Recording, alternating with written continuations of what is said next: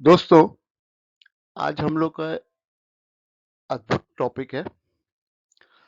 हम लोग ने नाम दिया है आर्जिनिन और उसके गुण। तो आर्जिनिन क्या है भाई? ये हेल्थ को, आपकी स्वस्थता को और आपके सेक्स पावर को या प्यार करने की क्षमता को बढ़ाता है। आइए देखते हैं इसके और क्या क्या गुण हैं। आगे देखते हैं कि ये किस तरीके से काम करता है आर्जिनिन।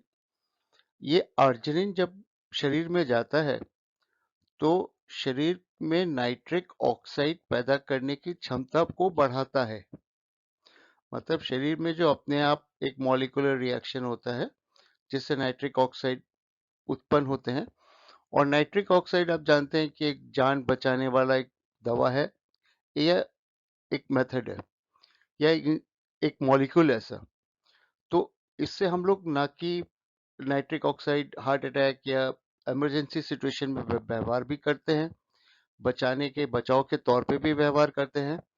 और यही नाइट्रिक ऑक्साइड जब शरीर में अपने आप बनने लगता है और खास तौर पे जब ये नाइट्रिक ऑक्साइड लिंग में बनता है तब चमत्कार का होता है।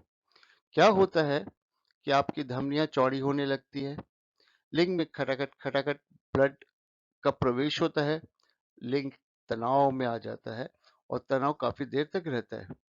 ये लिंग की धमनियों को पेनिस के स्वास्थ्य के लिए, शरीर के स्वास्थ्य के लिए उपयोगी कहा जाता है। जैसे कि हमने बताया कि आर्जिनिन का जो कार्य क्षेत्र है वो ये है कि नाइट्रिक ऑक्साइड को उत्पन्न करना। मगर और भी दवाई हैं जो आपकी प्यार की शक्ति को बढ़ाती है, जैसे कि सिल्डेनाफिल, टेडालाफिल। तो आइए हम ये समझते हैं कि सिल्डेनाफिल, टेडालाफिल और आर्जिनिन में क्या फर्क है। सबसे पहली बात यह है, आर्जिनिन आपके पूरे शरीर को स्वस्थ करता है। आपकी पेनिस की आर्टरी, बॉडी की आर्टरी, कार्डियक आर्टरी, ब्रेन की आर्टरी सबको स्वस्थ करता है। लेकिन जहां पे सवाल आता है सिल्डेनाफिल का, वो तुरंत लिंग में खून भेजने की तैयारी तो करता है, मगर आपकी उत्तेजना को नहीं बढ़ाता, शरीर की स्वस्थता को अच्छा नहीं करता और उसका एक्शन भी 4 घंटे तक ही रहता है।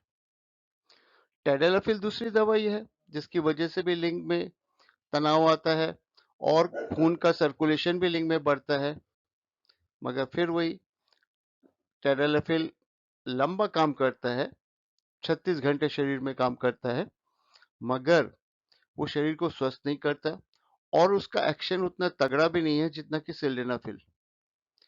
तो अगर आप स्वस्थ हैं और अगर आपको एक्सरसाइज की आपके अंदर कमी हो रही है या टाइम नहीं मिल रहा है या कम एक्सरसाइज हो रही है या वर्क प्रेशर बढ़ रहा है, तनाव की स्थिति में है, तो आप आर्जिनिन का व्यवहार कर सकते हैं। अब देखिए आर्जिनिन का कहाँ कहाँ व्यवहार हो सकता है। सबसे पहले तो गायनेकोलॉजी ऑब्स्टेटिक्स में व्यवहार होता है, जिससे बच्चे भ्रूण को बढ़ने में सहायक सिद्ध हो चुका है ये आर्जिनिन। खास तौर पे जब प्लेसेंटा की ब्लड वेसल्स कॉन्स्ट्रिक्ट करती हैं, कम नैरो हो जाती हैं, पतली हो जाती हैं और जिस समय माँ को कभी ब्लड प्रेशर बढ़ने लगता है, उस सिचुएशन में भी आर्जिनिन प्राणदायक कहलाता है। अगर आपको कोई हार्ट की कमजोरी है, चेस्ट पेन हो रहा है, तो तुरंत आप आर्जिनिन का सेवन कर सकते हैं, हार्ट की दवाई एस्प्रिन और क्लोपेडिग्रॉल के साथ साथ। इसका भी व्यवहार अलाउड है। तो देखिए ये जो ब्लड वेसल्स चौड़ी करने की दवाई है, एक चमत्कारिक दवाई के तौर पे उभरती जा रही है और इसका प्रयोग और भी कई जगह हैं। नेक्रोलाइजिंग डिजीज, जहाँ पे ब्लड वेसल्स के बंद हो जाने की वजह से जगह खराब होने लगती है शरीर का कोई अंग, वहां भी इसका प्रयोग फायदेमंद रहता है। आर्जिनिन शरीर में खुद भी उत्पन्न हो सकता है और कई खाने से भी इसकी मदद, आपको आर्जिनिन की मदद मिल जाएगी। आप दाल ज्यादा खाएं, नट्स जैसे बादाम, चिलकोजा, इनका ज़्यादा सेवन करें।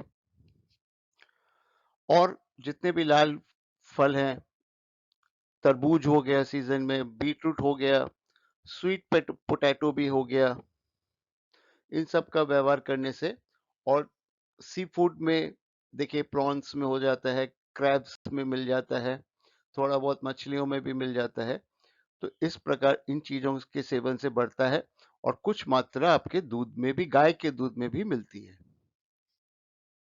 आर्जिनिन एक बेहतरीन कंपाउंड है, मगर इसका सेवन आप किसी भी डॉक्टर के कहने पर ही करें, क्योंकि खुद आपको पता नहीं रहेगा कितना डोज लेना चाहिए, कितना डोज नहीं लेना चाहिए। कितनी अधिक डोज होने से ब्लड वेसल फैलने से कुछ बीमारी भी हो सकती है, जैसे कई किस्म के वायरल इन्फेक्शन है जो फैल सकते हैं। तो इस प्रकार आपको ये जो प्रोग्राम हुआ है, जो ये वीडियो हुआ है, ये आपके अंदर एक चेतना फैलाने के लिए हुआ है कि आर्जिनिन एक बहुत ही स्वस्थकारी मॉलिक्यूल है और जो आज के ज़माने में एक स्टार मॉलिक्यूल की तरह उभर रहा है। हमारी वीडियो देखने के लिए आपका बहुत-बहुत धन्यवाद।